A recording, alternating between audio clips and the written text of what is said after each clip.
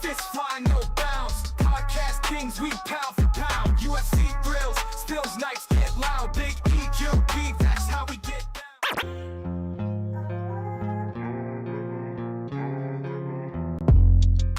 Yo, what's up, everybody? Welcome back to another episode of the GRP.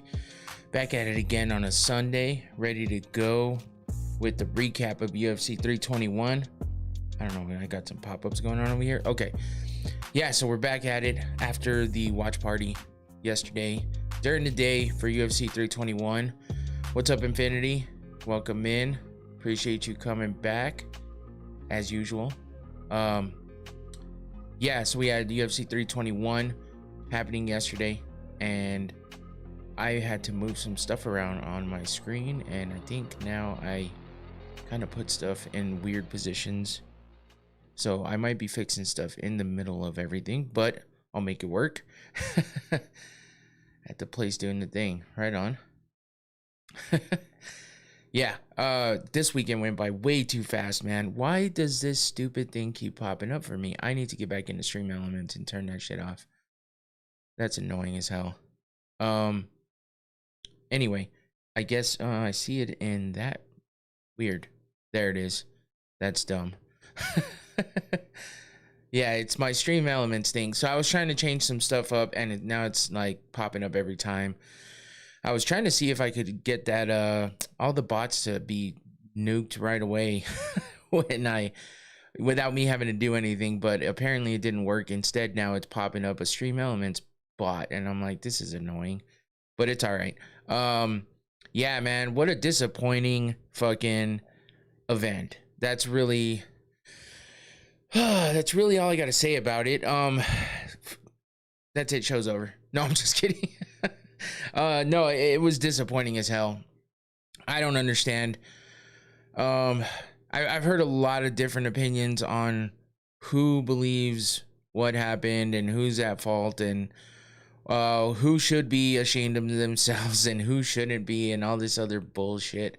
And I'm just like, who cares? We all got cheated from having a good event overall, because the fight, I mean, there was a lot of kind of annoying fights throughout the card, but for the main event to end up that way, you know, if we would have had a good main event after watching Mackenzie Dern win the title, you know, her and Jandiroba went back and forth. It was pretty good. I thought it was a pretty good fight. I was like initially thinking that Jandiroba was winning, but I thought it was really close. And then as it went on, they finally started putting stuff up on the screen, and I started hearing other people saying that, you know, everyone's thinking Dern won, and I'm just like, yeah, I guess from the perspective of what was happening throughout the night, especially with the Volkov fight and how he won, because I really didn't think I didn't think that the judges were going to give Volkov the win because of Jailton Almeida being on top, kind of controlling, but he was inactive.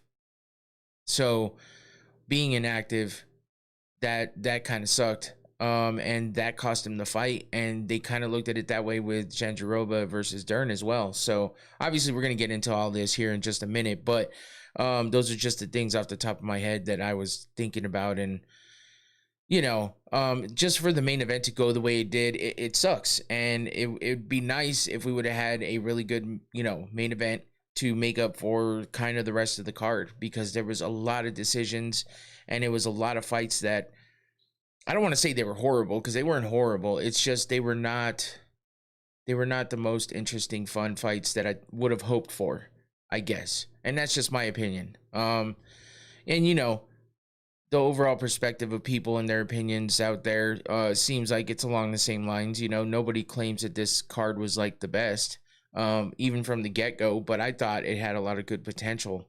So I thought it was a pretty good card from the get. And then, of course, every time we think that, it just bites us in the ass and we wind up with a shit card. So that sucks. But I mean, what can you say? What can you do? There's not much you can do or say about it. It is what it is, and that's how things go. So yeah, we got a couple good fights and stuff in there, and some good finishes in a couple of those fights. So we'll get to talking about all that here in just a minute. The watch party was cool. I had fun. you know, it was a solo watch party. And being during the day, that's always a good time. And yeah, it was a fun one. I had, you know, I had a couple trolls in there talking some shit, which is whatever. I don't care. It doesn't bother me that much. I just kind of handle it how I can. But you know, I've been trying to grow the channel more and more as I go. And I've been posting a lot of shorts, just trying to put more content out there. And you know, between the shows and the watch party, interviews, all that stuff, like I've just been too early for the trolling. But they are views, exactly, which is how I deal with it, is just, you know, hey, guess what, you know, he's talking shit to me about not having very many viewers and how he's better than me and all this other shit, and I'm just like, hey, guess what, you care enough to engage in my content right now, so thanks for that. That's really all I can say.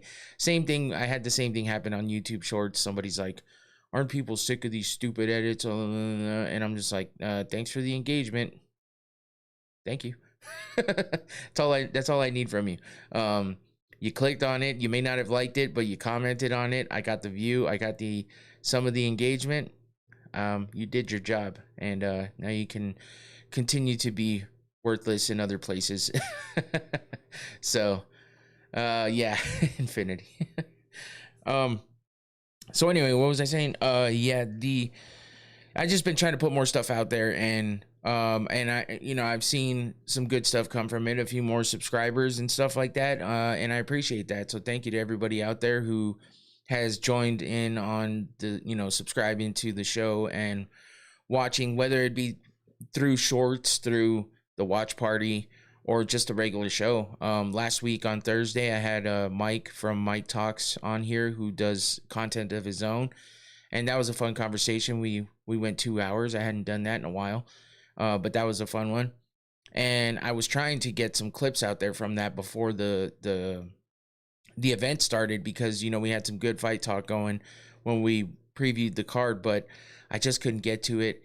And yeah, I actually subscribed to like a click maker to try to help me out with getting these clips out there. So we'll see if I can get something out of this show. I did kind of start trying it, but I never was able to get back to, because then I, you know, no matter what, it can make me all the clips, but I have to go through and listen to them and see which ones I like, which ones make sense, which ones need a little bit of extra, you know, editing or something.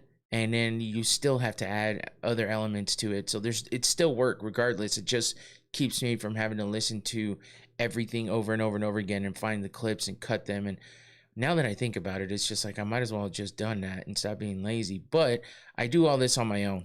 I do all this by myself. I rely on me for every portion of the content that's made. I don't have anybody else helping me. So when it comes down to it, I have to do all of it. And, you know, I have a regular job that's pretty demanding. And then, you know, I like to make sure I pay attention to my family and not completely ignore them. Even though I'm on my phone half the time because I'm making some kind of visuals or graphics or content of some sort. But listen, you guys don't care about that. Infinity might, because he knows what I'm talking about. But other than that, no one else does. So it's all good. We talked about a little bit of that with Mike, because he's on the grind too, and he's just putting out so much content. You know, he talks about betting and other sports, and he does gaming and stuff. So yeah, it's a lot of stuff to do. But he is a younger guy, and he, you know, he's making it happen right now, which is what I told him. I wish I would have done this when I was younger. That would have been awesome, but I didn't. So I'm here now, and I'm making the best of it, and it's fun. So a little stressful sometimes, but I like doing all of it. So yeah, just I'm happy to see a little bit of growth here and there, and I'll just keep doing it little by little, and we'll see where it gets us. So for now, it's a passion project. That's what it's always been, and I like doing it. So thanks for being here. Hopefully everybody enjoys it, and we'll get into the fights after I talk about my sponsor, which is one of the, oh crap, see, and I forgot to fix that one. I fixed everything else, and I forgot to fix this one. I had to change some stuff on my Stream Deck to accommodate for having Mike on, and I just changed a couple things, and I was like, I made a note to go back and change everything back, but apparently I didn't do it for this portion. So let me do that real quick as I yap about it. There's that one, and then there's that one. There we go. Now it should work. So sponsor, hey, Infinity. Oh yeah, for sure, man. I mean that's definitely helped with the shorts. I had some new subscribers coming from yesterday's watch party, so, and then a couple new subscribers coming from the show with Mike too. So everything's been gaining me a little by little. If that keeps up, that would be great, because that's way more gain than I've had all at once. You know what I mean? So hopefully that keeps up. But anyway, Noctane smelling salts, that's my sponsor. One of the crazy things that I never thought I'd get was a sponsor on the show, but luckily they like my content, and we are exchanging services here. So I'd like to give them a shout out, talk about their product, which I use all the time. I am going out of town for work again this week coming up, so I will use this as I'm driving, because I have a big problem with getting very tired behind the wheel, as I'm sure a lot of us do. But even if it's just like an hour or two, I'm like, damn, I just zone out, and next thing I know, I'm feeling very tired, eyes are heavy. So this is what I use to wake me up. And you know, it's not foolproof, but it works really well for that. It works really well for a quick boost of adrenaline, like the power lifters use it for before they do a big lift, and also just to stay awake and alert. And it just keeps me going and gets me started here on the show. So I'm going to take a big whiff of this now. This is the most potent bottle with the red cap. Oh, so you have to be careful as you put it towards your nose. And I've been claiming that this thing's been dying out on me, but it surprises me. And that right now was one of those surprises. It wasn't the harshest thing in the world, but it was good. And that's what I want out of it. So there we go. Noctane smelling salts. The red cap is the most potent. The black cap is the mid-range, and the white cap is the entry level. Oh, I turned on the light instead of the fan. There we go. And I turn off the fan because it blows everything away and it makes it not work as well. So anyway, don't be off put by my reaction. It is harsh at times. I'm sure you've seen videos on social media, but it's a great product. So scan that QR code, or check the description. The link in the description below will take you to their website. And they explain everything there. So thank you, Noctane. Appreciate the sponsorship. And I did do the stop correctly. Nice. Okay. All right. So yeah, let's get to this recap, because that's all we're talking about today is the recap of UFC 321, and that's because there was a lot of things to talk about with it. So here we go. UFC 321, Aspinall versus Gane, Jandiroba versus Dern 2. It was a rematch. Dern won the first fight, as I said before, and she won the second one as well. If you didn't know already, now you know. But I'm acting like Dana White. But this happened in Abu Dhabi, so it was a daytime card, and I had a watch party for it. If you didn't watch, you can always go back and watch. The video stays up there because it's a live, it happens live, and the video stays there like it always does. So yeah, check it out if you want to go over and see kind of my play-by-play type stuff that I do when I'm in the watch party by myself. I try to keep up with what's happening throughout the entire fight. Obviously I'm not a professional broadcaster, but I'll talk some shit in between and try to make it fun, as well as keep you up to date, like with play-by-play. If you're not able to watch, it's a good way to I never get your thumbnail on my feed when you do watch parties. Oh, that's weird. Yeah, that's strange. I wonder if it's just because it's a different day. I don't know. That's strange, Tua. If you hopefully you have that notification bell clicked on, because that'll help.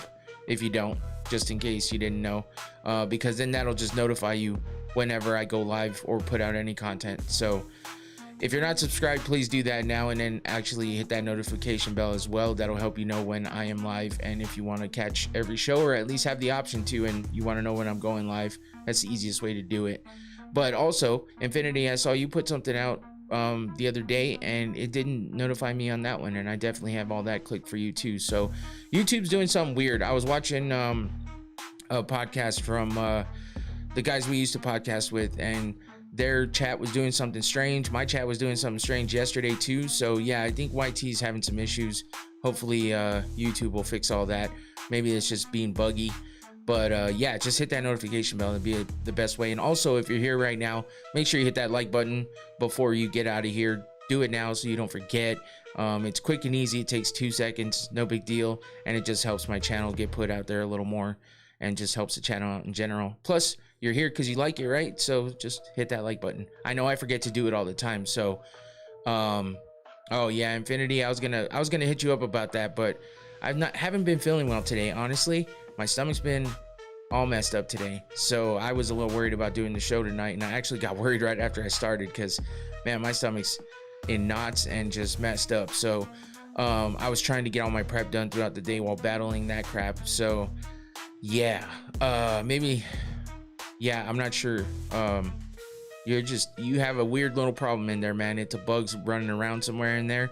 We got to find it like we found your other issue. It sucks because you got rid of that issue, but then you took a bunch of time off and it seems like you gained another one, and it's a different issue, so it's tough. But yeah, I did watch it, so I was gonna hit you up about that. Didn't mean to put that all out there. Sorry, I just started talking to you like I'm talking to you directly. What am I doing? I'm sorry. But anyway, yeah, we figured out some of it. The encoder worked on for 2 hours this AM. Oh, okay. Yeah, we like to help each other out, man, because there's issues that happen and sometimes you just hit a wall and you don't know what to do, and that's why it's good to have people that do the same types of things you do, and that way we can all help each other out. So yeah, and also supporting each other, you know, you get to find out if there is something wrong, because sometimes I might, like, my mic has been low sometimes, and of all people, my mom caught it. My mom was tuned in and watched for the first few minutes, and she was like, hey, your mic is really, she's like, it's hard to hear you. And then Infinity jumped in right at that moment too and said, yeah, it's very low, and I didn't realize that the volume got turned down. So little stuff like that, if you guys hear something going on, you know, just let me know and I'll try to fix it on the fly. Hopefully I can. Technical issues happen all the time. So back to UFC 321, happened in Abu Dhabi. So yesterday I had the watch party. It was fun. It was a good time. Just being in here alone sometimes is cool. You get to lock in really and pay attention to all of it. I did figure out one issue I was having, which was logging into the ESPN website, you know, on a computer instead of being on an app on a phone or on the TV. Just know that if you put in ESPN Plus login, it's not going to get you where you need to be, which is stupid. That's what they did, is they changed it, even though they still kind of call it ESPN Plus. Some places it's not, so be aware of that, just so you know. But yeah, got to, you know, turn it on, had it going, and we did the watch party and it was fun. So takeaways from the fight, ESPN Plus login on the computer is absolutely, yeah, no, it is too. That's what I was doing yesterday. It was just thinking, just looking like it's buffering, and the fights were starting and I still didn't have it up, and I was tripping out because I'm like, I'm gonna have to sit up here and look up like this because the TV's right here, it's too close. But it's good for when we have people here and we're all back there, but right here it's pretty close. So what I learned is just Google ESPN Watch and it'll take you to the actual website that you need to be at, and it lets you log in directly from there. Honestly, I didn't even have to. I almost threw my computer out the window. Oh man, this was me the whole time. Fuck! Fuck! That was me, just doing that over and over and over again. I was so mad, but I figured it out. So yeah, you can't log in the same way you used to. Since they updated the app after, you know, the UFC decided they were going with Paramount Plus, they updated everything, and now it's harder to find, which is stupid because already people are like, don't want to pay for it, and so now you're making it harder for them to get to it too. Like, what the fuck kind of stupid shit is that? Yeah, you're welcome to it, for real. It's like, dude, that shit got me so mad.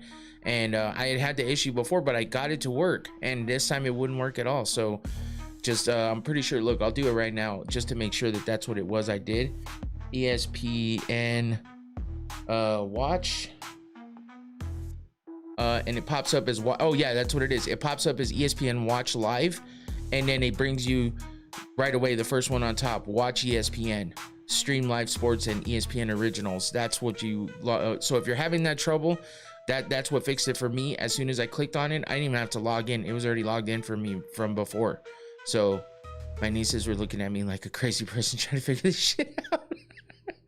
Oh man, I almost crashed out on stream yesterday. That's how fucking annoyed I was with it. So, but before I went live, my wife was like, "Is everything okay?" She heard me yelling from. I'm just like, what the fuck is happening? And yeah, it's already stressful enough when you go live. You know, you're just trying to make sure everything's good and the stream's good and all that, and then you have that problem. It's like, son of a bitch. But yeah, we got it, man. So there you go. Just make sure you do that. And now we have it on here, so you can always refer back to this video, come back here, watch what I said, and the comments are on the screen, which is awesome too. So that's a good reference point. You can always come back and look for it in case you forget how to do it. So yeah, I'm helping you out, and I'm helping myself out to remember as well. But yeah, after all that bullshit was over, we got to the fights, and you know, like I said, we had a lot of decisions, man. It was a decision fest of all sorts.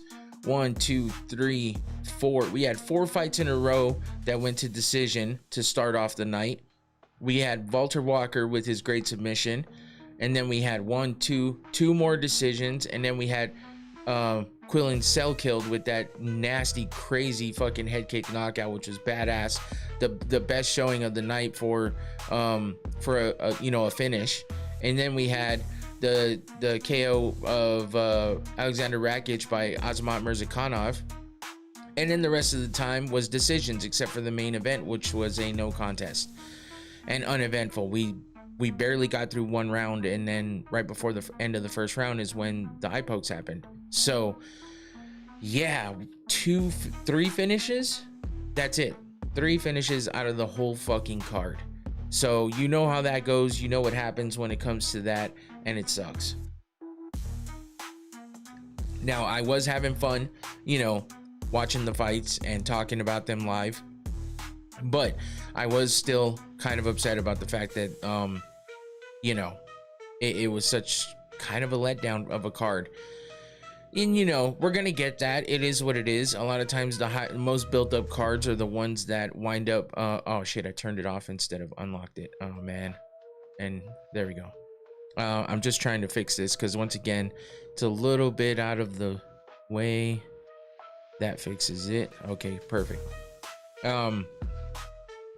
Yeah, I mean, it feels like the cards that are built up the most are the ones that are the most let down sometimes, and that sucks. So it is what it is. What else can I say about it except for the fact that at least the Mackenzie Dern and Jandiroba fight was good. That basically wound up being your main event, considering how the main event ended. Nurmagomedov versus Bautista was pretty good too. There was a high-paced action, you know, high-paced and had some action. Still a decision though, but it was fun. It was a fun fight to watch. Volkov and Almeida, absolute garbage of all sorts. Azamat Mirzakhanov with the KO of Rakic, that was good. And I thought, shit, the main card starts off that way after the prelims ended the way they did. I was hoping for that to be the jump off point and wind up having a bunch of good finishes, right? Or at least a majority of finishes. And instead, unfortunately, we got the decision fest. So let's get into it and talk about it. Regardless of the fact that we were underwhelmed by some of these performances, we still have to talk about them. Rakic owes me money. I think everybody was on that Rakic, man, as far as getting that win. But Mirzakhanov is good, and yeah, he's undefeated still. So it's tough to beat those undefeated guys sometimes. And he's already had 5 fights in the UFC, so he knows what he's doing. And he fought a higher level opponent, and you know what? He made a name for himself right there. So it was a good one. We'll get to that here in a minute.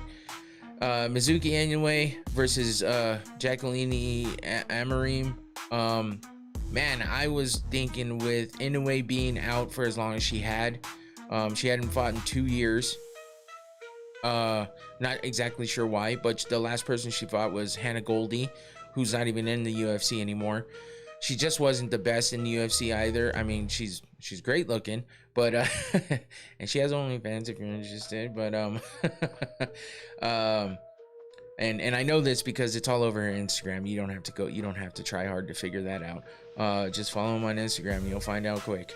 But yeah, so anyway, went to a decision with Hannah Goldie as well, and she hadn't fought in 2 years, so now she's fighting Jacqueline Amorim, and Amorim was on a roll. I felt like she had a really good chance of getting this win, considering, you know, Inoue being out. Women's MMA is the best women's anything.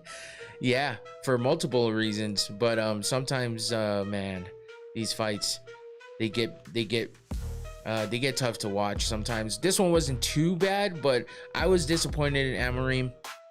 She was on a 4-fight win streak, with wins over Montserrat Ruiz, Corey McKenna, Vanessa Demopoulos, and Polyana Viana. Those are some pretty good opponents there for the women's division, right? And then she meets Inoue, who, you know, she hadn't fought in fucking 2 years and still came in there and did her thing. If you went on Twitter, you would think Gane dropped Tom 10 times before the poke. Oh my God, bro. I'm not even kidding. It is fucking just, it's disgusting, the things that are going around. And I promise you, we're going to get to that, because I have some things to say about how that fight was treated and what the fuck was going on with people on both sides, honestly. Just the shit talking about Tom, the shit talking about Gane. I understand a little bit from the person that made the fucking foul. The illegal strikes is getting almost put up on a platform, as opposed to Tom Aspinall, which I did see, by the way, before, and I'm already getting into it. I did see before the fight that a lot of people were doubting Tom, which was strange to me. I didn't get that with all the love that Tom was getting, and the fact that people were calling fucking John Jones a duck and all this other shit. Tom better come back in absolute race. It wasn't Gane's fault. MMA Joey said Gane should have got a TK. Oh my God. You gotta be fucking kidding me. That's nasty. Tom should have closed his eyes tighter. Yeah, no shit, right? I mean, he should have been wearing goggles too. What the fuck? Some bullshit. We'll get into that here in a minute, but I was disappointed in Amorim here. But here's the thing. I feel like if she's kind of a one-trick pony at the moment. I feel like if she can't get people down and work her you know, kind of submission game, then she's not gonna really do well. She did get a TKO win by ground and pound, though. That's the thing. When you see some of these people getting TKO wins but have a lot of subs as well, a lot of times you'll see that their TKO wins are ground and pound wins, because they get them to the ground and they just happen to find openings and are able to finish it there. But she has a lot of submission wins, and that's where she likes to work things, and it just seems like she hasn't been able to mix it up. She has 8 wins by submission. She's never been submitted. She's never been finished on the feet either. I like Mizuki now. She's tough and gritty. Yeah, 100%. Jiu-Jitsu defense was solid. Yeah, I have a little more respect for her as well. I didn't know a whole lot about her. I kind of remembered, but, you know, being out for 2 years, so many new fighters come in and out, you know, so many people you got to learn about, and so many people you got to remember things about. It's like, you're gone for 2 years, unless you were a superstar before you left. It's hard to remember. So but yeah, she put on a pretty decent performance after being out for 2 years, and it just looks like Amorim is not good if she gets to decision. If you take her to deep waters, she just doesn't do well. And if she's not getting her way either, I should say, because not only if you take her, because she has won in the 3rd round before, but I just feel like if she's not able to get things on the ground and being in control there, she doesn't have a great game plan otherwise. She doesn't know how to deal with the rest of it. And in a way, she definitely mixed it up enough and did enough everywhere to make Amorim struggle. Mizuki stand-up is dog shit though, which makes Amorim stand-up absolutely idiotic. Now, listen, we're talking about the women's division here, so it's tough to talk. The striking is never the most impressive. I hate to say that, but it's true on average for the most part. And I mean, we're also talking about strawweight girls who are, you know, what, 115? I mean, that's tough. So there's not too many 115 girls that are knocking other girls out. So anyway, did well, and Mizuki's footwork is good though. Yeah, and I feel like that's again, she mixed everything up well. I think that's the best thing to take out of this, is that when you do that, you got a better chance of doing well and getting wins. Most women's MMA strikers are Ben Askren level or lower. Oh man. I mean, you're not wrong though. The lady strikers ain't that bad. No, they're not. Because they're all kind of similar levels, right?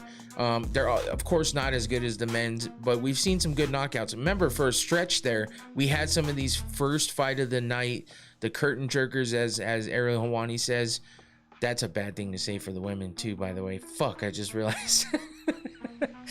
Oh man. Anyway, those fights, they're not bad compared to other. Yeah, that's the thing. You know, they're all kind of on the same level. And when you get those, we had that streak there for a minute where the women fighters were getting the fucking finishes. Starting off the card with those first fight of the nights on the prelims, and they're getting finishes in that first fight of the night. And then the secondary women that come up later in the card were getting finishes too. We had like 2-3 weeks of that. And I kept talking shit about how the women, when you start that fight, it's just like, fuck, you know, we're going to start off with a damn boring ass decision. And they proved me wrong. And maybe my problem is I didn't talk enough shit about these fights before. Maybe that's what we need. So, but anyway, look good. And I just talked about this way more than I even thought I would. So that's good. Probably good because there's not a whole lot to talk about when it comes to this next fight. So we'll move on. Azat Maksum versus Mitch Raposa. I don't even remember this fight. I hate to say that. I just, for some reason, you're right. The level of these two women striking is bottom barrel. They're definitely better women strikers in their division. Yeah, I mean, there definitely is, but you know, it's hard to gauge it really. Amarine just, if things aren't going her way, getting to the ground and being able to control down there and find her way to get dominant positions and find submissions, she's just struggles. She gets frustrated and struggles. So we see a lot of fighters that happens to.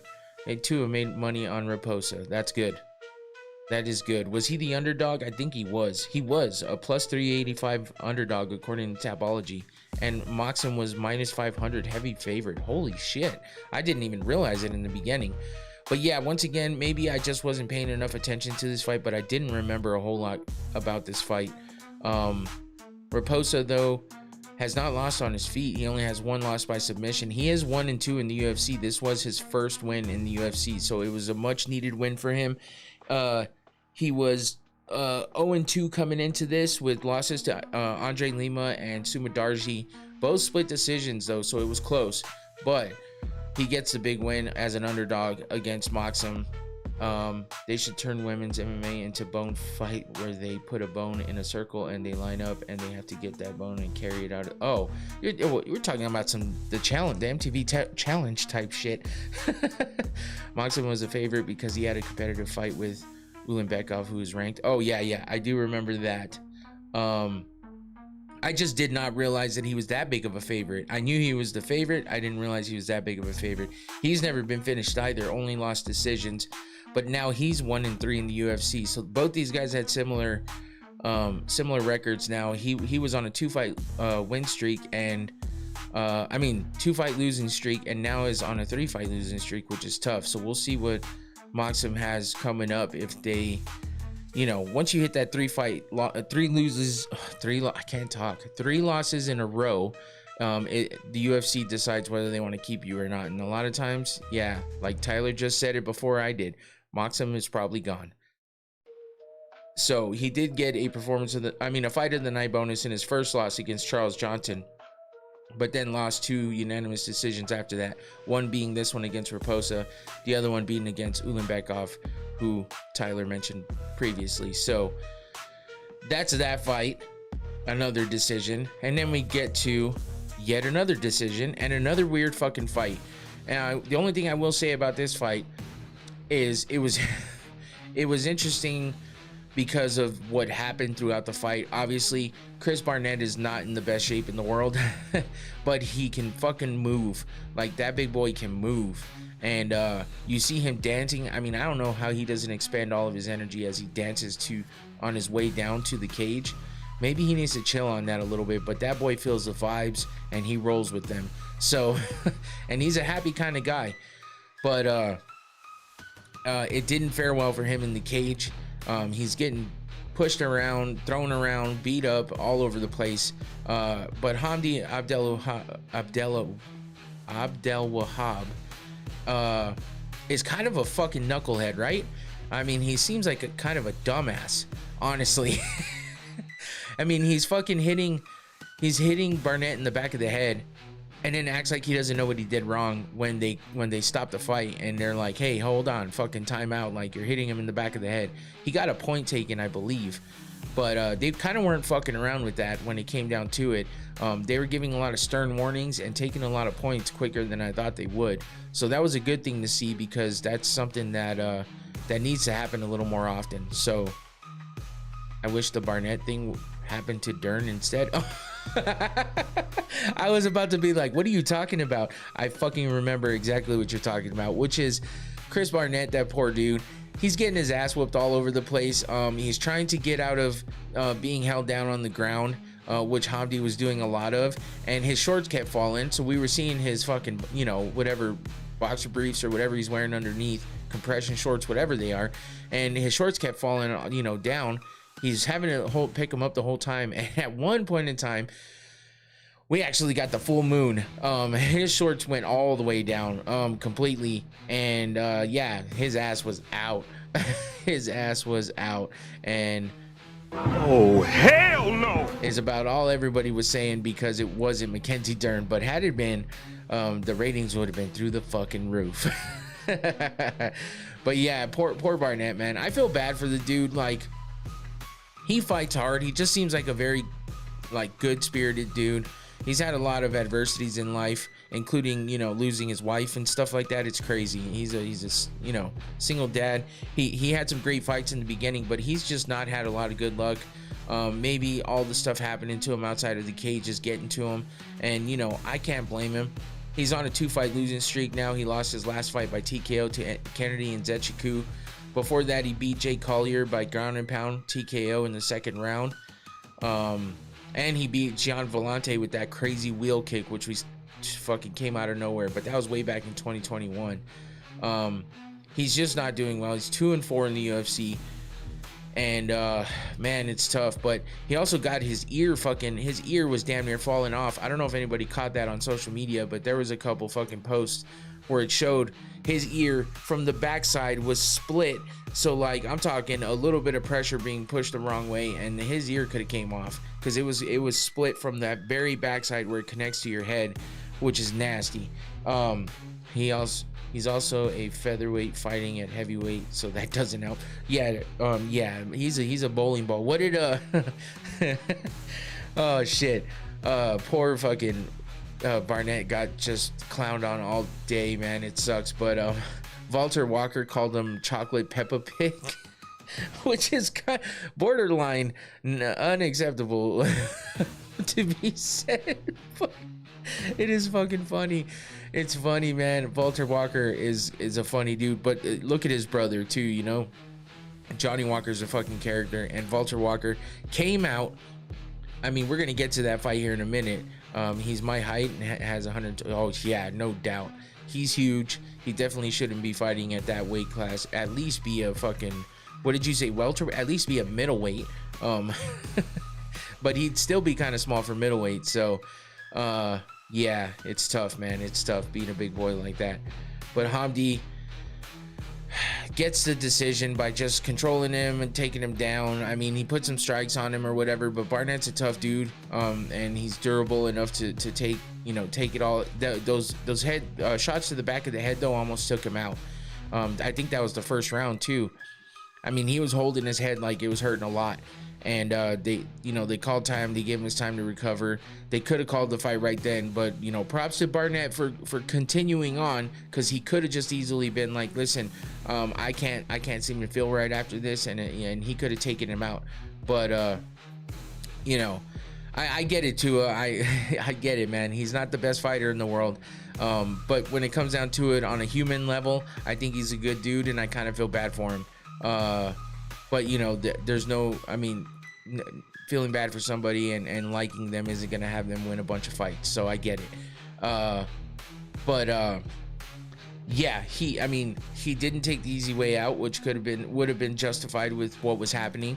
And he gets all the way through the fight and loses. So it is what it is. He has a kind of a bad record at the moment. Still only 2 losses in a row. If he, maybe they give him one more and see what happens, and maybe he turns it around. We'll see. Either way, yeah, he's in a tough position right now. And Hamdi acted like he got the biggest win of his life, which doesn't even make a lot of sense, because Barnett's not the biggest name in the world at all by any means. And on top of that, Hamdi didn't look that. It's not like he looked very impressive. So I don't know what the fuck he was celebrating so much. But hopefully Walter Walker gets his wish, and he puts that fucking heel hook on Hamdi and shuts him up, because that's who Walter Walker called out. So we'll see what happens after he called Barnett chocolate Peppa Pig, which I don't even know why you bring. I don't even know where he gets that from, but that's hilarious. Moving on to the next fight, this was a good fight, even though it did go to decision. It was a good fight to watch. I was a little bit in and out on this one, just because I was getting stuff ready for the watch party. But Nathaniel Wood versus Jose Delgado, man, Hamdi rolling around in Rolls Royce on Embedded was like Molly McCann running around with a fake belt. Oh yeah, that's right, I forgot about that. Fuck. Hamdi apparently has a lot of fucking money, so I guess that's why he thinks it's funny as hell, or that's why he thinks he's the best in the world, just by getting a stupid win like that. Nathaniel Wood fought like a grown man. I thought Delgado won this fight. Wood made me money too. Oh shit, you picking some underdogs, huh? I think yeah, Wood was an underdog, but slightly. Delgado did really well in this fight. Nathaniel Wood, he did bounce back, man. I will say that. I don't know if he did. He obviously did enough to win, but if you really look at the fight all the way through, I kind of feel like Delgado might have, slightly got that win. It probably would have been better a split decision in Delgado's way. But Wood did his thing, man. So it was close enough for me to feel like it's fine either way. But Wood got his ass whooped for a little while there. And yeah, Delgado's really good. And he even dropped Woods in that first round, right? I think it was the first round that he dropped him. And I was thinking, shit, this is gonna be. Still can't believe not one judge scored. Yeah, that's what I'm saying. Daniel almost died. Yeah, that's what I'm saying. Like, I can't believe that it wasn't a split decision at least. Like, how do you get a unanimous decision out of that when that fight was as close as it was? Nathaniel Wood came back from the dead almost, like, to a set. So, what are we looking at here? I don't know, man. It's strange, but it was a hard fought win for sure. He deserves the win for how hard he fought to get there. I just don't know that it was 100%. Should have gone down like it did, but again, yeah, unanimous decision is ridiculous. Should have been a split decision, but you know what? Semantics, right? Why the fuck are we arguing about semantics? Well, we're not arguing, but you know what I mean. Arguing the fact about semantics, it's like, who cares? We know the judging is fucking stupid. The reffing is stupid. We have a lot of things to complain about, but who the fuck am I, right? I'm just over here fucking giving my opinion. But it's true. These things get frustrating, man. Especially if you're betting on the fights. But, there's a lot of people out there that are like, you can't hold that against the fighters. True, but we definitely want to hold all of it against the fucking refs and the judges, because they just suck in general. So, moving on. That was a good fight. Moving into that one. UFC 321 complaints.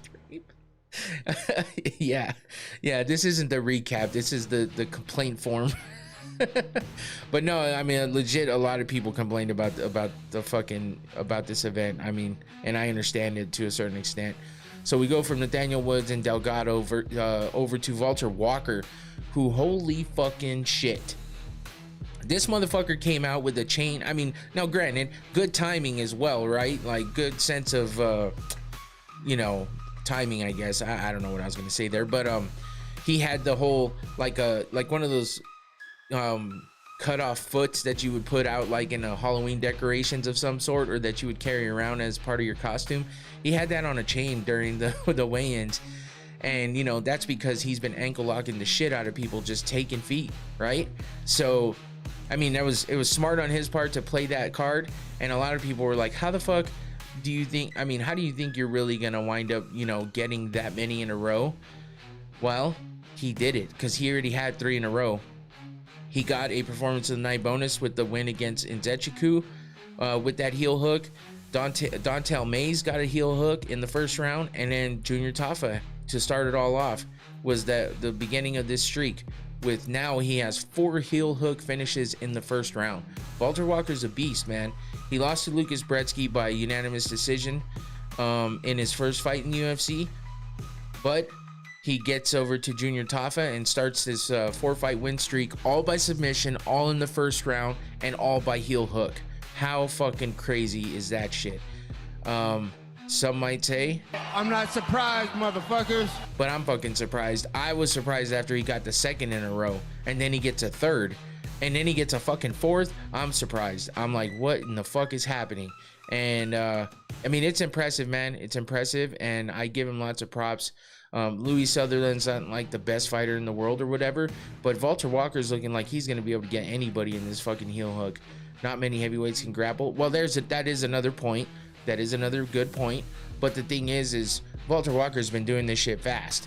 Like, let alone have not too many people at all have leg attack defense, honestly, if you think about it.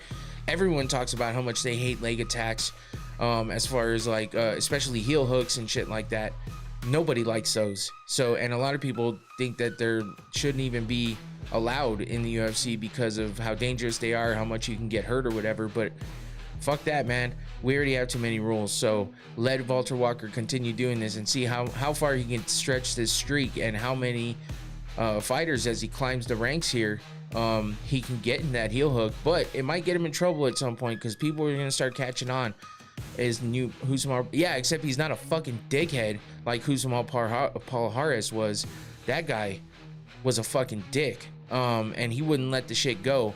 And while that might entertain some people, I think it's fucking bullshit, because you're messing with people's careers. But that's another reason why people don't like that attack. And I get it, because yeah, it could be a career-ending thing, but so can an armbar, so can a fucking Spivak versus Walter. Ooh, that could be good. I don't know if he wants to jump that high that quick. He's asking for Hamdi, so this guy's better than Almeida by fuck yeah, he is. That's 100% true. 100% true. Yeah, and then too is that Almeida versus Walker. Yeah, let Walker show Almeida what it's like to be an exciting grappler, not a fucking lay and pray asshole. Spivak is fighting Shamil. Oh, okay. I didn't remember that at all. But then again, when do I remember everything? Never. That's why I have references. But yeah, so I mean, fuck, man, 4 in a row, all in the first round. None of his fights.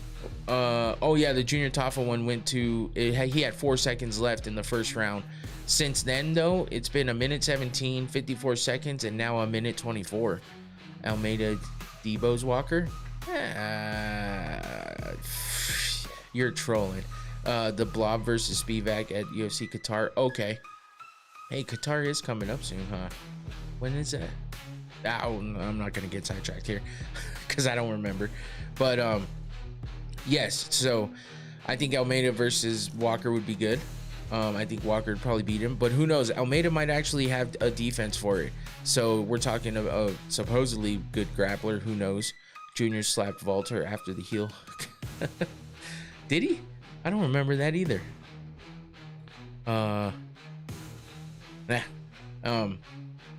what's next? Oh yeah, Ludovic Klein versus Mateusz Rebecki. And you know, I was a little bit like, what the fuck are we? What's going on in the broadcast? Roundsbetsky is Roundsbetsky. I don't even know what the fuck they were saying there. Have they always said his name that way? Because I heard who was it? The post-fight show for Ariel Helwani, PT Carroll. He was saying that he knows somebody who's of the same descent as Rebecki, and they were saying it was not being said correctly. What is he, Polish or some shit? Yeah, Polish. And it's weird, man. I don't understand it. It sounded weird. I just say Rebecki, it's easier. Tua says he loves Klein. Rebecki takes the most damage, and oh god, fuck yeah, he does. Klein broke his ankle and still continued. That was the craziest shit ever. I can't believe he broke his ankle in the way that he did and continued fighting. I was wondering why he wouldn't get up. It was crazy. It seems people have different opinion on Bilal and Henry eye poke compared to Tom.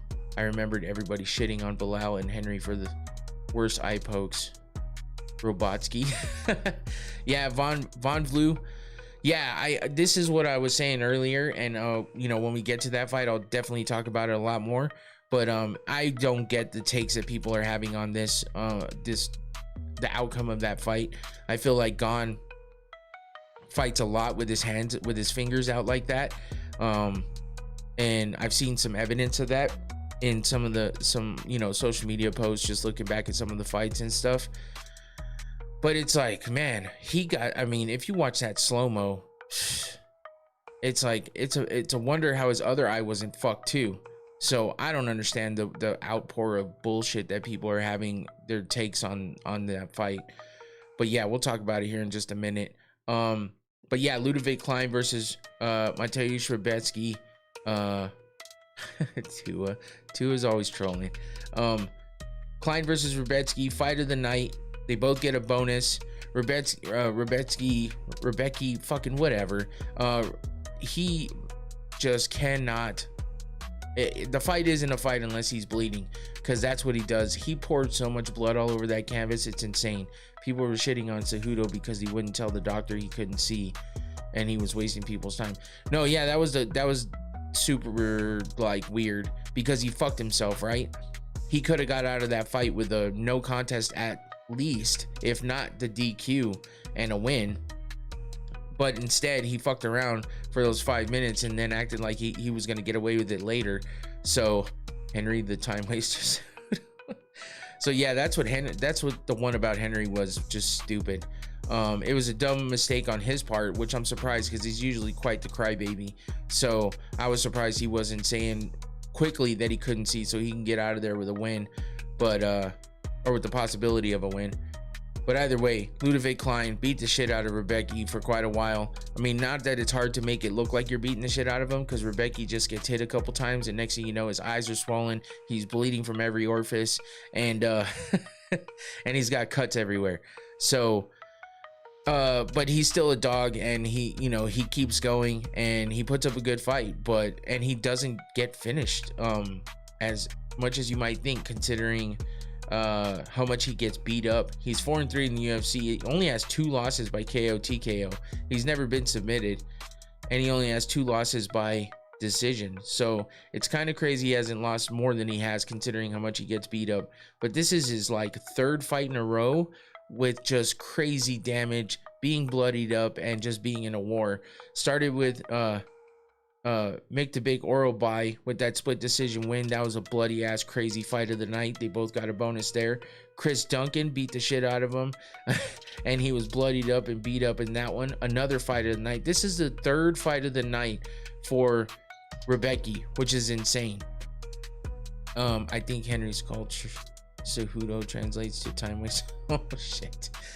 What did Tyler say? Rebecki could fight a crackhead off the street and somehow get cut up like he was put in a meat grinder. That's 100% true. There's absolutely no lie there.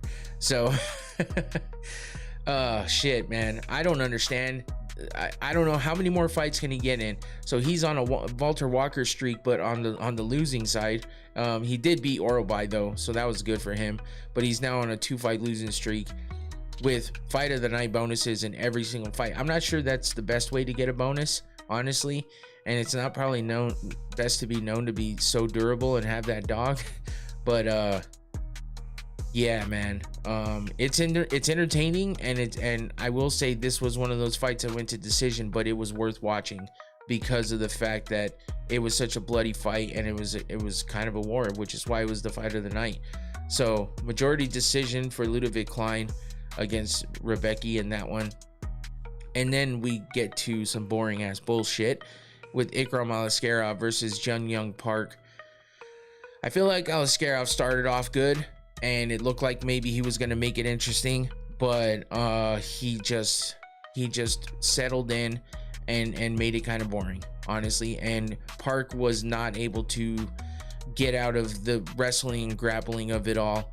And as you can see, Aliskerov busted open Park as well, but I feel like Park's one of those guys that gets busted open easily too, but still he takes too much damage. I like the guy. The Iron Turtle is a cool ass name, but at the same time, he's just I liked his little dance that he had when he won that one time.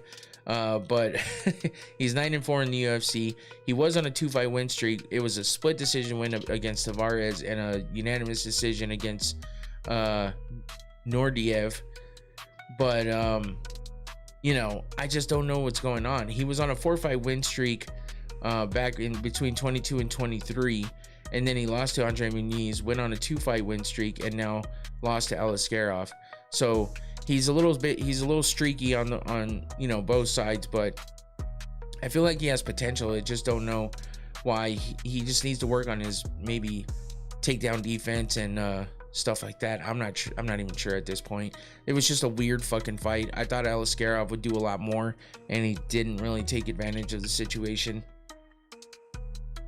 Maybe that speaks to the toughness of Park. But, either way, not much going on in that fight. Next up, though, it turned around quickly with the last fight of the prelims. And we had Cell Killed versus Nazarat Hakparast. Fuck, man. This was insane. 2 minutes and 30 seconds into the fight, we get Cell Killed with the big head kick knockout. And as you see, Hakparast just falls to the ground, is out before he hits the ground, and just big Quilly and just falls on his side, rolls over flat out on his face, starts twitching on the canvas. Even that's how crazy of a knockout this was. I saw so many people saying this is the craziest head kick knockout that they've seen in a long time. Hold on.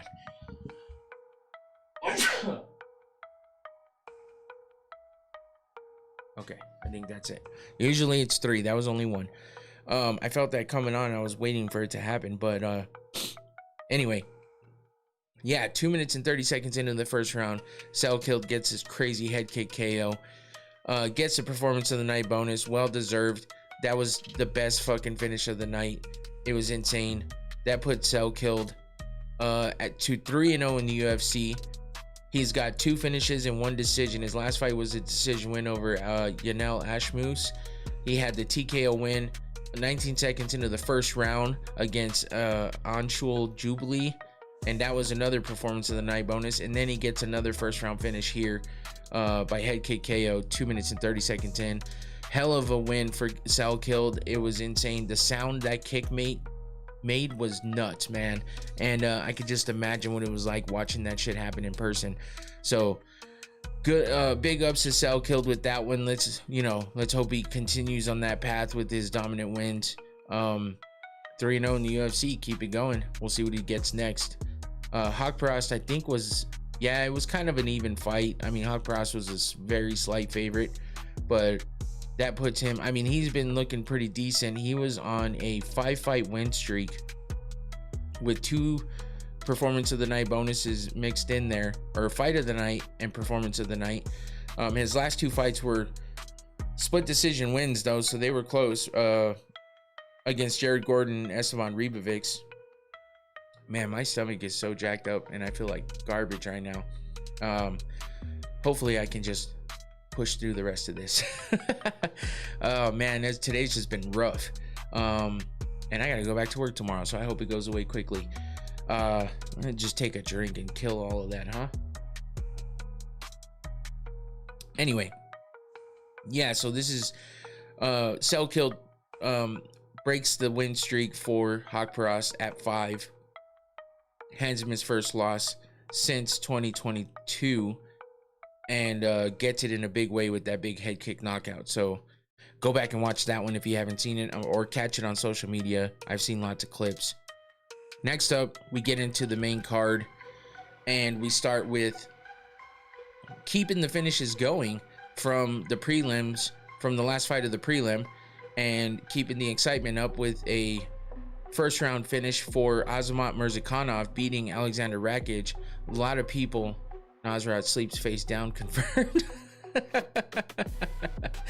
That is a damn good point. Insane jab KO. Oh yeah. So Murzakanov, man, that short right just fucking put the lights out on Rakic.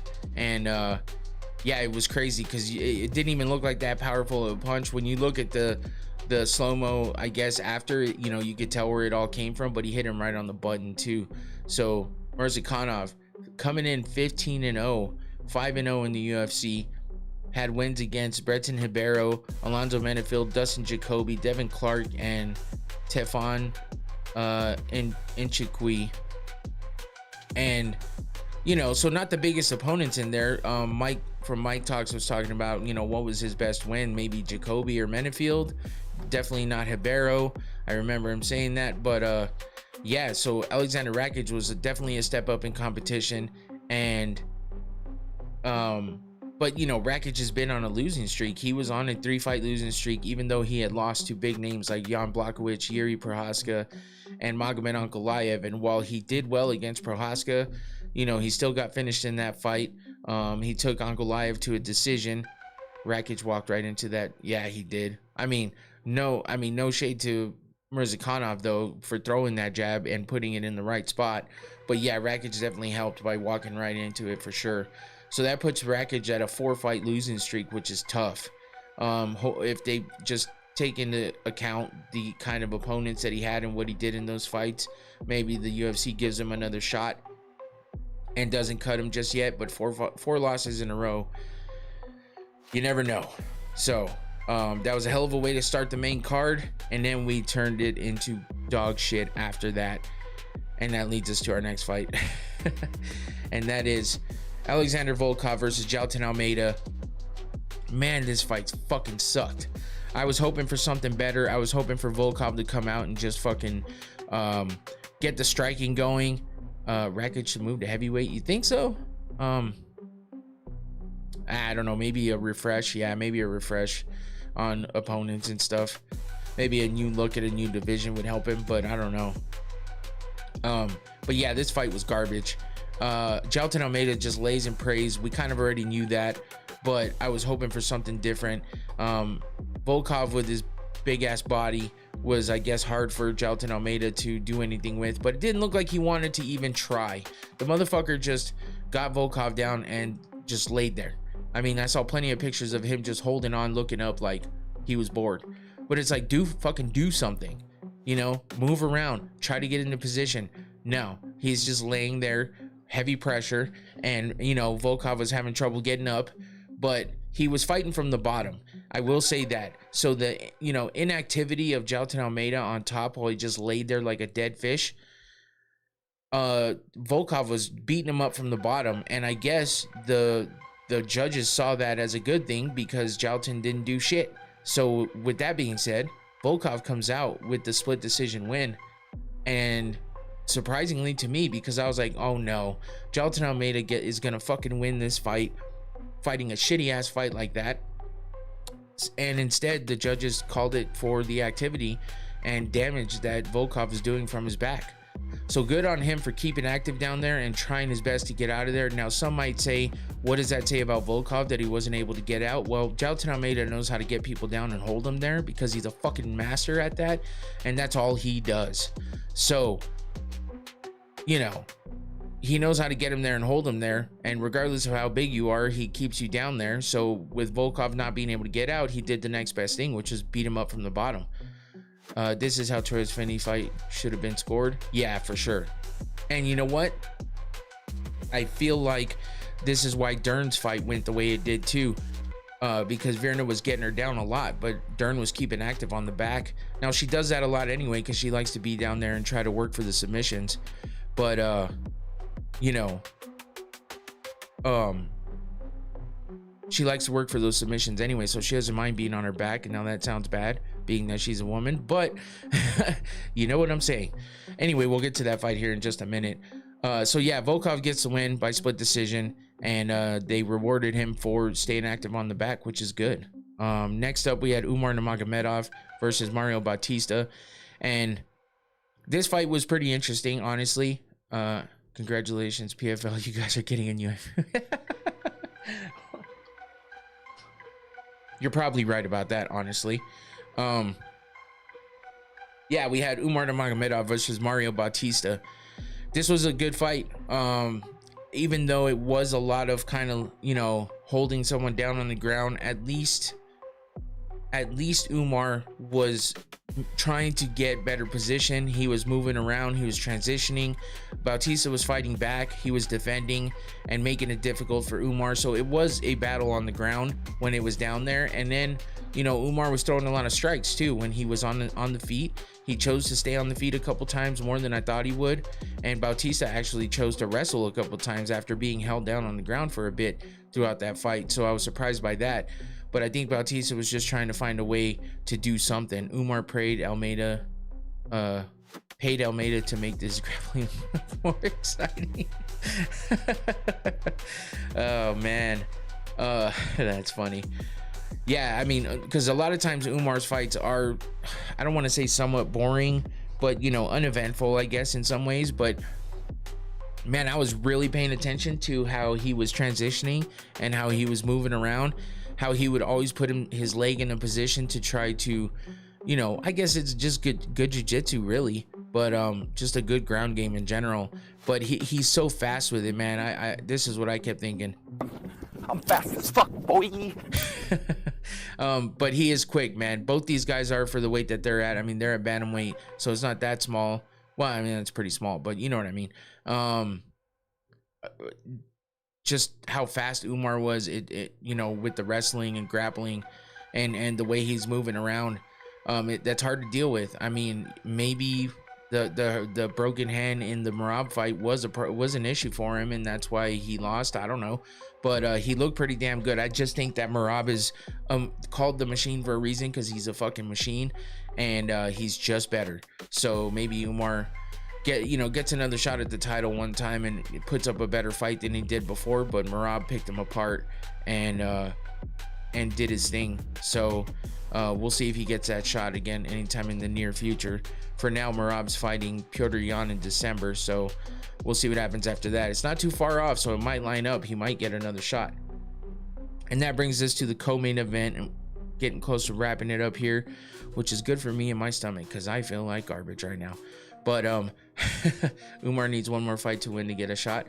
Yeah, I mean, I could see that. I could also see them just throwing him in there too, because I mean, he did look pretty good against Bautista, but Bautista did give him a good fight.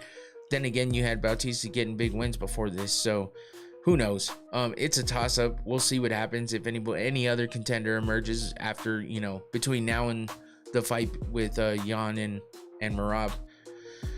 Now we get to the co-main event, the first title fight of the night. Mackenzie Dern versus Virna Jandiroba, the rematch. Dern won the first fight by unanimous decision, and she won the second fight by unanimous decision. But this fight was actually pretty good. I feel like Dern fought really well. She did get taken down a lot, but that's because she just didn't resist a lot either, because again, she comes from that jiu-jitsu background. She knows how to work her way off her back, and she knows how to defend very well. Maybe her takedown defense isn't that great, but that's because she knows she can do good things on the ground. So there was a lot of transitions and a lot of reversals and stuff like that in this fight, as far as the grappling and you know, the jiu-jitsu. But I feel like Mackenzie's striking looked pretty good too. I mean, she busted Virna open early. She got that nasty mouse under her right eye, and it just kept getting bigger, and her eye wound up swelling almost all the way closed. But Virna caught Mackenzie at one point in time too, a couple times in the eye, and her eye was messed up as well. Not as bad as Virna's, but you know, she did catch her and she did open her up. So I was thinking after the first couple rounds that maybe Jandiroba was winning. And then, like I said earlier, it kind of turned around there. People were thinking that Dern was winning. And so going off of what the judges were scoring, I didn't know if they were going to do the same thing with this fight, but they kind of did what they did with Volkov, and with Dern fighting off her back like she did, she actually put a lot of damage on Virna from her back, which is crazy. She did get one illegal up kick in there that she got away with, but didn't really hurt Virna at that point. It was a lot more of the punches and stuff coming from the bottom. And she was even trying to do up kicks when Virna would stand up. She was actually butt scooting towards her and trying to throw massive up kicks, which I don't know that that's very smart, but she was doing it. And in the end, she winds up gaining that strawweight title that was vacated by Weili Zhang, who's fighting next month against Valentina Shevchenko for the title in the women's flyweight division, right? Flyweight. Either way, Virna lost because one eye was closed and one eye was. Oh man, Tyler. Oh man, that is a joke that can be made. Definitely funny. Oh man, I try not to harp too much on that one, but it's an easy one too. Who does Dern fight next? That's a good call. And I actually was about opened up the rankings earlier to try to see. I know they're gonna change, but I was trying to see who we had. So Tatiana Suarez just fought for the title and lost, but that was against Weili. I think we have to wait and see what happens between Weili and Valentina, because if Weili Zhang loses in a big way or fast, maybe she comes back down and decides to, you know, stay at her weight, and then maybe she fights Dern for the title to get it back. So that's a possibility. So I think we have to wait until after that before we see who's, you know, what's going to happen next. I would say maybe Suarez next for the, you know, against Dern. I think that would be a fun fight, but I don't know if we're going to get that. Didn't Dern lose to Amanda Lemos? Dern should ask for Andrade and avenge her loss. Oh yeah, but that's tough. That's tough because, you know, she got her ass whooped against Andrade. Maybe she lost avenge run. Yeah, maybe she sees this fight as a catapult to, you know, maybe the title will get her to, you know, just have more confidence. Maybe, I don't know, but yeah, this was a great fight. I was happy to see Dern win. I'm sure the UFC was happy to see Dern win. A lot of people were happy to see Dern win. Kind of makes it interesting.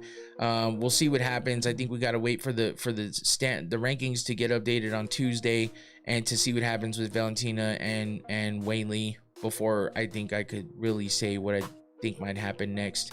She has a couple of opponents in there that, you know, might stand out, but yeah, not sure at the moment, honestly. So next up, we had that main event, the disgusting bullshit of a main event. It went 4 minutes and 35 seconds, and then we had an accidental eye poke. And yeah, look how deep those fingers are in those eyes, man. It's crazy. And I watched, you know, some replays of some of the stuff, and Gane had pushed on Tom's face a couple times before that, as well as poked him one other time at least before that as well. So it just sucks, man. I don't know what to do about these fucking eye pokes. Not that nobody would give a shit about what I would do anyway, but I feel like there's got to be some way to help this situation. There's been a lot of things talked about it. It just feels kind of like pointless at this point.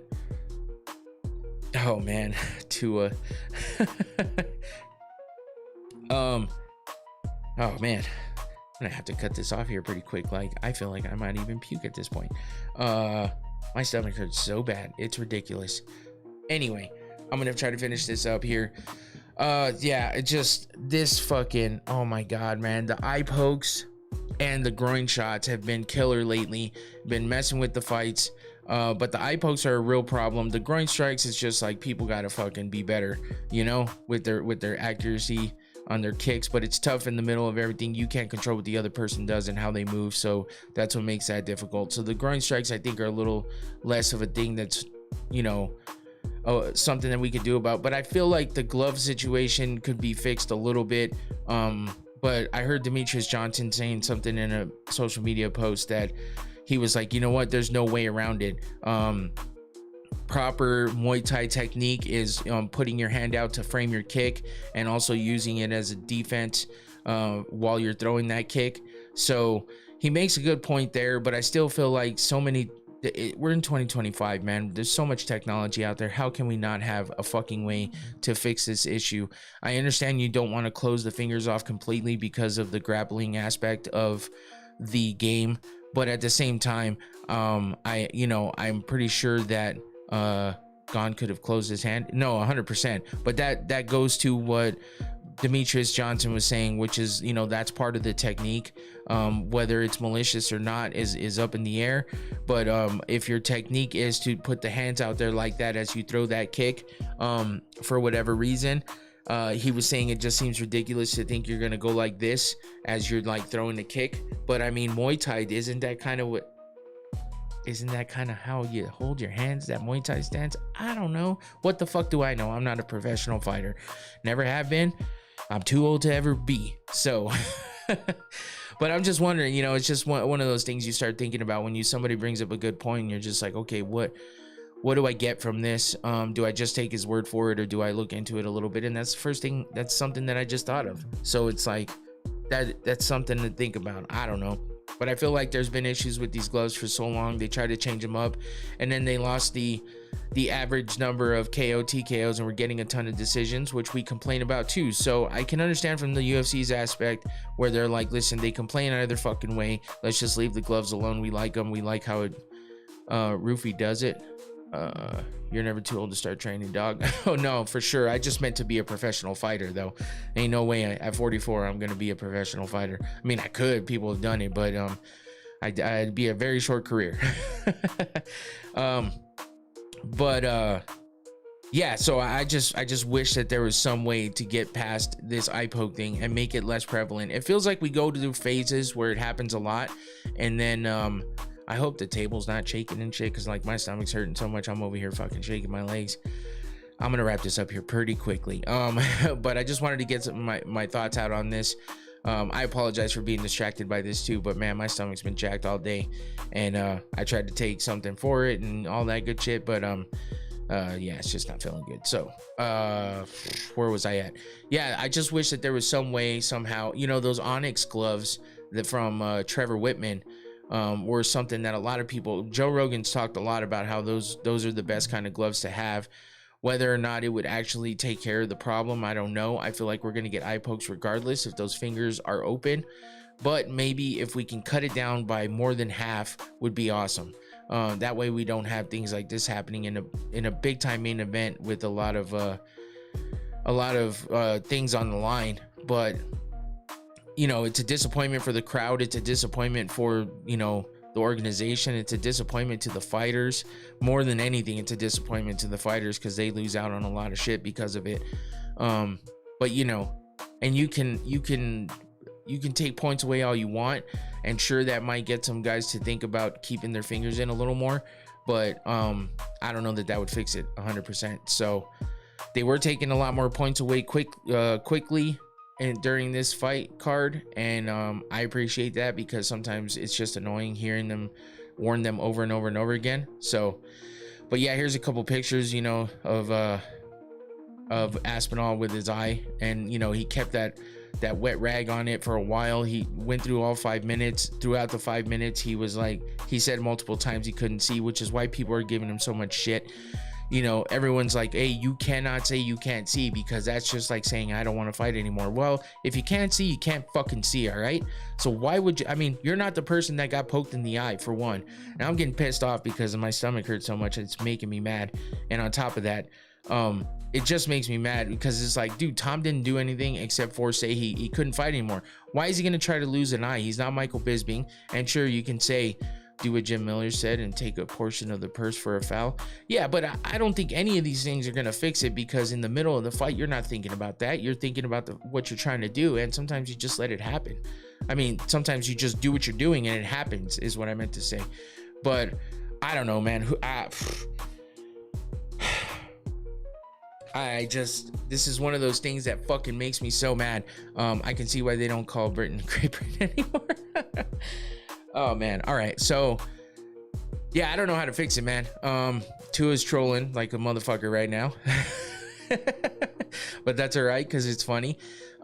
Cyril Gane, I can understand why people would be mad at him, because yeah, maybe he should learn how to close his hand. If what Demetrius Johnson was saying is correct, that's tough. If you've trained that way your whole life, or your whole career. But I still feel like there's guys that do it more often than others, and those are the guys that need to work harder on keeping those hands closed. And maybe taking points away and portions of their purse might help, but I don't know that it would. So it's a good point. There's always an argument, and this is just something that's been a problem and will continue to be a problem until they make big changes coming from it. I just don't know what those changes could be. So with that being said, it's an unfortunate end to the main event, an unfortunate end to the card. But you know what? It wasn't the best of the cards anyway. So it's we'll give Nate Diaz the phrase again. I'm not surprised, motherfuckers. When it comes down to it, I'm not surprised about how the main event ended. So it might have saved the card if it would have been a great main event, but it did not. With that being said, fuck, man, I'm dying here. Not literally, but thank God. But yeah. So I appreciate you guys for being here and hanging in there with me. I apologize for being distracted here by this, but yeah, just not feeling great. So I'm glad I got through the show, though. We're almost at time anyway. Gane was winning in the beginning, but Tom was starting to get something going later on before he quit. No, that's a good point, and that's something I forgot to mention, because I'm distracted over here by my stomach problems. But yeah, I mean, that's the other thing people are giving him shit about. Tom got his nose busted open. And Gane definitely, he earned what he did, the damage, because he's the one that inflicted it. And Gane was looking way better than he had against John Jones, So that's another reason why people are giving Tom Aspinall so much shit. Put some smelling salt in the chicken soup. I wish they did fix everything, but they don't, unfortunately. But yeah, so I think that's why people, oh shit. I gotta work tomorrow. I can't do that. But yeah, I think a lot of people are mad at Tom because they think he took the easy way out, because he maybe wasn't able to handle what Gane was putting out there, and he noticed that early. That's one way of looking at it, I guess.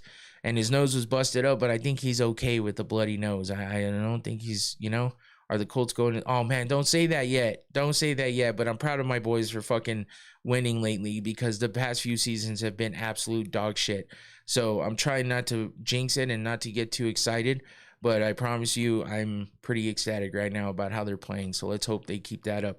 Anyway, before I get any worse here and throw up on camera or something, I'm going to go. But I appreciate all the interaction. Tua, Tyler Fish, as usual, always in there making me laugh. Infinity, appreciate you for all the support as well as usual. Von Vlu was in here for a minute. Appreciate that. 49ers are so fucked with those injuries. Yup. Colts defense is definitely ass, and that's why I'm surprised we're doing as well as we are. Appreciate you for that, Tua. Thanks again, you guys. Catch me back here on Thursday. I'm going out of town next week. I might have a different setup or whatever, but I'll still make the show happen. So don't forget about Thursday. Please drop a like, subscribe if you haven't, hit that notification bell so you know every time I'm live. That's it for me. I'm out of here. Take it easy. Peace.